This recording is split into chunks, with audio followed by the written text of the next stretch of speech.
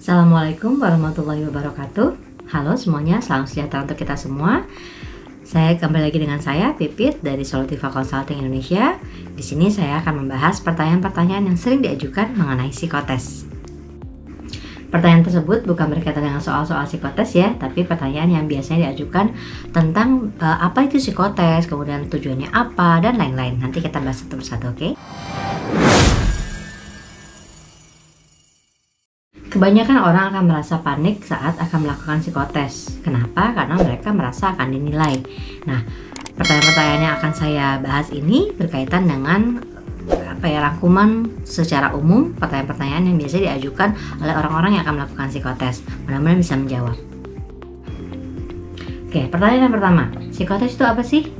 Jawabannya, psikotes adalah salah satu metode atau cara untuk bisa melihat atau menilai seseorang, bagaimana seseorang itu secara intelektual, kemudian sikap kerja bagaimana atau sikap belajarnya untuk yang siswa, kemudian yang terakhir adalah kepribadian.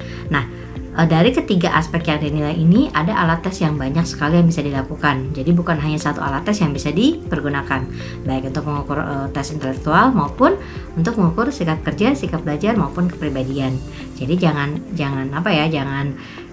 merasa takut untuk diukur karena itu sebenarnya memotret diri sendiri.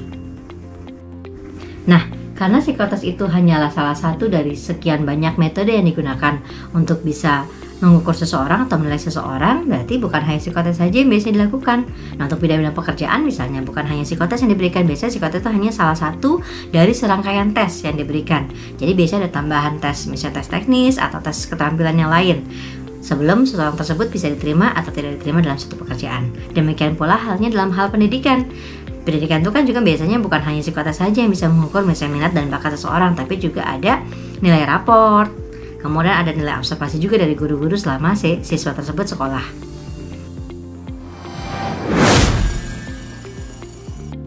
Pertanyaan kedua yang sering diajukan adalah tujuan psikotes itu apa? Seperti tadi sudah saya sampaikan, psikotes itu untuk mengukur atau menilai seseorang. Artinya apa? Memotret diri sendiri secara kemampuan, kemudian secara kelebihan atau keunggulan maupun keterbatasan atau kelemahannya. Nah, dari ketiga hal tersebut itu diukur dari beberapa alat psikotes ya. Jadi dari hasil ketiga alat tes yang diberikan itu bisa memetakan apakah orang tersebut, misalnya kalau secara intelektual hasilnya rata-rata kah, atau di bawah rata-rata, atau di atas rata-rata, atau misalnya dari sikap kerja juga bisa diukur, misalnya orang itu apakah orang yang detail atau orang yang cenderung bekerja dengan hal-hal yang misalnya lebih suka berkaitan dengan orang lain, terlibat dengan orang lain. Jadi itu bisa disesuaikan apakah orang tersebut cocok atau tidak untuk satu pekerjaan. Karena hal inilah makanya psikotes masih dipergunakan oleh banyak perusahaan untuk bisa memetakan apakah orang tersebut sesuai atau tidak dengan satu posisi, supaya jika misalnya orang tersebut diterima, itu bisa ditempatkan sesuai dengan dengan potensinya dan bisa berpengaruh pada pencapaian target dari perusahaan. Dan jika dari hasil psikotes ternyata ada kelemahan-kelemahan yang ditampilkan oleh si peserta tes, itu perusahaan bisa memberikan kira-kira pelatihan atau peningkatan apa yang bisa diberikan pada si orang tersebut supaya bisa bersinergi dengan perusahaan mencapai tujuan yang ditentukan.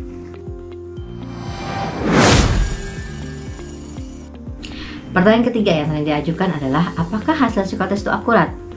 Yes, kalau seandainya si orang tersebut mengerjakannya sesuai dengan dirinya sendiri. Jadi memang benar-benar tampil apa adanya, sesuai dengan dirinya sendiri dan tidak mengada-ada atau tidak terlalu banyak pertimbangan, sehingga justru malah nanti hasilnya tidak sesuai dengan dirinya sendiri. Jadi kalau seandainya misalnya orang tersebut mengerjakannya sesuai dengan instruksi, sesuai dengan kemampuan yang dia punya, kemudian sesuai dengan potensi yang dia punya, kalau memang diminta untuk menjelaskan apa kelemahannya, dia jelaskan dengan terbuka, itu bisa mengukur kemampuan atau potensi dirinya sendiri dan itu hasilnya akan akurat. Tapi hasil psikotes bisa menjadi kurang akurat jika orang yang akan melakukan psikotes ini dalam kondisi yang tidak sehat atau sakit atau tidak tampil apa adanya. Artinya apa?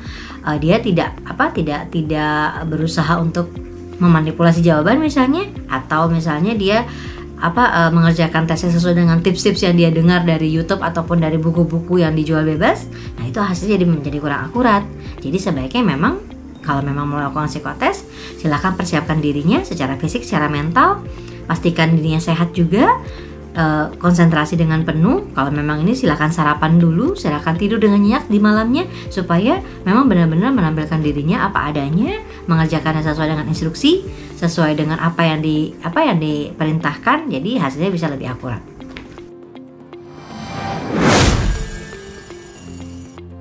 Oke, pertanyaan yang keempat, apakah psikotes itu hanya formalitas? Kalau menurut saya sih tidak ya, karena harga psikotes itu lumayan cukup mahal juga. Ada yang ratusan ribu, bahkan sampai jutaan. Sayang sekali kalau misalnya perusahaan membuang-buang uang istilahnya hanya untuk bisa melakukan psikotes sebagai formalitas. Nah, psikotes itu memang dibutuhkan untuk bisa memetakan kemampuan seseorang agar bisa ditempatkan sesuai dengan kemampuannya. Jadi misalnya perusahaan membutuhkan satu posisi yang memiliki kriteria A, B, C, D, E. Nah, sebisa mungkin orang-orang yang ditempatkan itu memang punya kriteria tersebut supaya tepat. Jadi orang tersebut bukan hanya bisa bekerja untuk si perusahaan, tapi juga bisa mengembangkan potensi dirinya di perusahaan tersebut. Jadi kalau psikotes itu menurut saya bukan formalitas. Karena bukan formalitas, saya sarankan memang benar-benar mempersiapkan diri dengan baik sebelum melakukan psikotes. Secara fisik, secara mental, silakan persiapkan diri Anda supaya memang hasilnya sesuai dengan potensi diri. Jadi perusahaan bisa memberikan pelatihan atau hal-hal lain yang bisa meningkatkan potensi dirinya jika memang masih ada kelemahan atau yang kurang sesuai dengan kebutuhan perusahaan.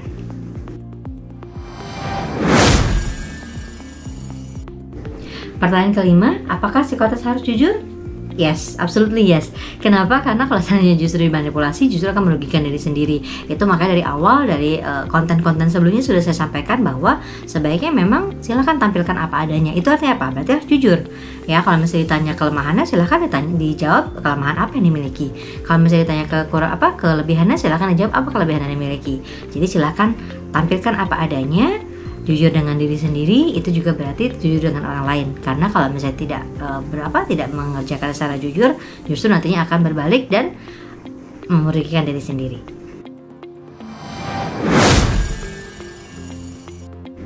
Pertanyaan keenam, berapa lama waktu psikotes? Tergantung dari alat tes yang digunakan. Jadi kalau seandainya misalnya hanya tes IQ saja, itu ada beberapa alat tes IQ, ada yang waktunya misalnya hanya 15 menit, tapi ada juga yang waktunya lebih dari 1 jam. Jadi apalagi kalau misalnya beberapa bukan hanya tes IQ yang diberikan, tapi ada juga tes sikap kerja, ada tes kepribadian, itu biasanya waktu lebih panjang. Nah, biasanya sih kalau seandainya diakumulasikan sekitar 3-4 jam untuk psikotes yang menggunakan alat-alat tes yang general atau secara umum digunakan, tapi ada juga sampai 2 hari, tergantung dari alat-alat tes yang digunakan.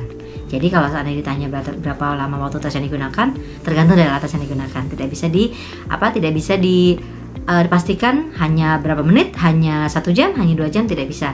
Tapi paling lama itu sekitar 2 hari. Selain alat tes yang digunakan, ya tergantung alat tes yang digunakan, tapi juga berapa lama pengerjaan psikotes itu tergantung dari kecepatan kerja kita sebagai peserta tes. Jadi kalau misalnya peserta tes itu memang mengerjakannya dengan cepat, biasanya memang lebih cepat selesainya. Walaupun misalnya ada beberapa tes yang digunakan, tapi ada juga yang memang pengerjaannya lambat, ya berarti mau tidak mau akan lebih mundur waktu pengerjaannya. Jadi tes itu bukan hanya alat tes yang dibatasi waktu pengerjaannya, tapi juga ada beberapa alat tes yang memang tidak dibatasi waktu pengerjaannya. Nah, kalau misalnya memang mau cepat selesainya, ya silahkan dikerjakan dengan cepat lagi, tapi pastikan ketepatannya.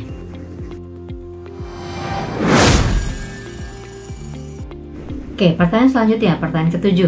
Apakah hasil psikotes bisa berubah? Ada beberapa hasil dari psikotes yang biasanya tidak berubah, bersifat laten. Nah, biasanya berkaitan dengan kepribadian.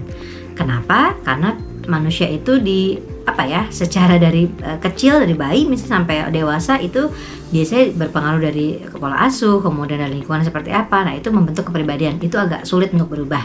Nah, itu biasanya laten. Meskipun demikian, biasanya sih bisa berubah sesuai dengan misalnya dia mengalami satu kondisi yang memang harus berubah kepribadiannya, atau dia menerima satu pelatihan ya yang bisa mengubah kepribadiannya. Itu bisa berubah, tapi memang identiknya kepribadian itu laten. Tapi kalau yang hal lain itu bisa berubah. Hasil psikotes lainnya itu tergantung dari situasi dan kondisi selama si peserta tersebut melakukan psikotes. Kalau orang tersebut dalam kondisi yang kurang sehat, kurang fit, kemudian secara mental juga mungkin lagi ada permasalahan, itu akan berdampak pada hasil psikotes yang dihasilkan.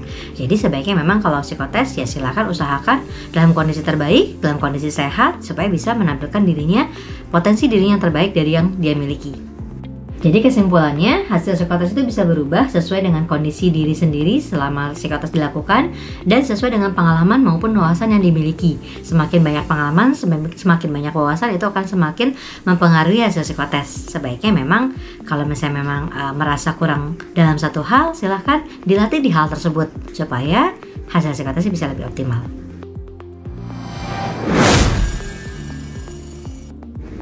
Pertanyaan ke-8 yang sering diajukan adalah berapa lama hasil psikotes berlaku atau bisa expired itu berapa lama sih kalau makanan seperti itu ya. Nah, dalam hasil psikotes itu biasanya kami berikan waktu maksimal 1 tahun. Kenapa 1 tahun? Karena dalam 1 tahun itu biasanya manusia pasti akan berhadapan dengan perubahan, berhadapan dengan hal-hal yang baru, memiliki pengalaman-pengalaman yang baru. Nah, itu akan mempengaruhi dari kondisi, situasi, dan emosional secara mental dan secara fisik orang tersebut. Jadi biasanya kalau seandainya memang ada orang yang mau psikotes ulang, itu biasanya kami sarankan silahkan dites lagi 1 tahun ke depan. Tapi semuanya kembali lagi tergantung pada perusahaan. Kadang-kadang perusahaan misalnya memang karena membutuhkan si karyawan tersebut, dalam 3 bulan berikutnya mereka minta di psikotes ulang atau bahkan justru satu bulan ke depan. Nah, pastikan jika memang mendapat kesempatan untuk psikotes ulang, dipastikan dalam kondisi yang terbaik supaya hasilnya juga lebih optimal.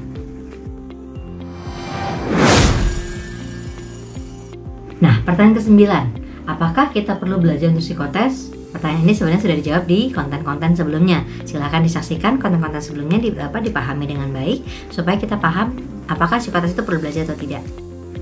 Kesimpulannya dari pertanyaan tersebut adalah jawabannya begini. Untuk psikotes tidak perlu belajar.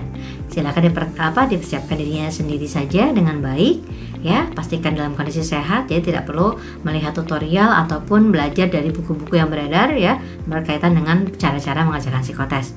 Dikerjakan saja dengan baik sesuai dengan instruksinya. Pastikan waktunya juga tepat sesuai dengan waktu yang disediakan dan jawabannya juga tepat. Pertanyaan terakhir yang sering diajukan adalah bimbingan les dan kursus psikotes bisa atau tidak?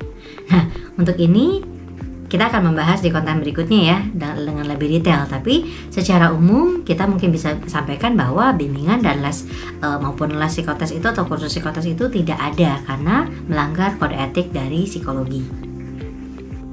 Tapi kenapa masih banyak orang yang menanyakan bimbingan les maupun kursus psikotes? Ya mungkin karena mereka nggak percaya diri, mereka nggak yakin dengan kemampuan yang mereka punya. Akhirnya mereka mencari arahan atau saran dari orang-orang yang mereka anggap bisa mengarahkan mereka dalam mengerjakan psikotes, dan akhirnya justru malah merugikan diri mereka sendiri. Kenapa? Karena mereka mengerjakannya sesuai dengan orang tersebut yang memberikan arahan, bukan sesuai dengan dirinya sendiri, bukan sesuai dengan kemampuan yang mereka punya. Jadi sebaiknya tidak mencari bimbingan, les maupun kursus psikotes karena hal tersebut melanggar kode etik, dan kami sebagai psikolog sudah disumpah profesi sebagai psikolog untuk bisa menjaga kode etik kami sebagai psikolog. Demikian 10 pertanyaan umum yang biasa disampaikan pada kami ya berkaitan dengan psikotes. Mudah-mudahan bisa menjawab pertanyaan-pertanyaan yang sering muncul di benak teman-teman semua sebelum melakukan psikotes. Mudah-mudahan konten-konten yang kami berikan bisa mengubah pandangan umum masyarakat mengenai psikotes dan bisa lebih percaya diri dalam melakukan psikotes. Baik, sampai jumpa di konten berikutnya. Jangan lupa like dan subscribe YouTube Solutiva Consulting untuk bisa mendapatkan tips-tips yang bermanfaat mengenai psikotes dan dunia kerja. Semoga konten yang kami berikan bisa membantu teman-teman semua untuk bisa lebih percaya diri dalam melakukan psikotes. Tetap sehat, tetap semangat, dan semoga sukses selalu. Assalamualaikum warahmatullahi wabarakatuh.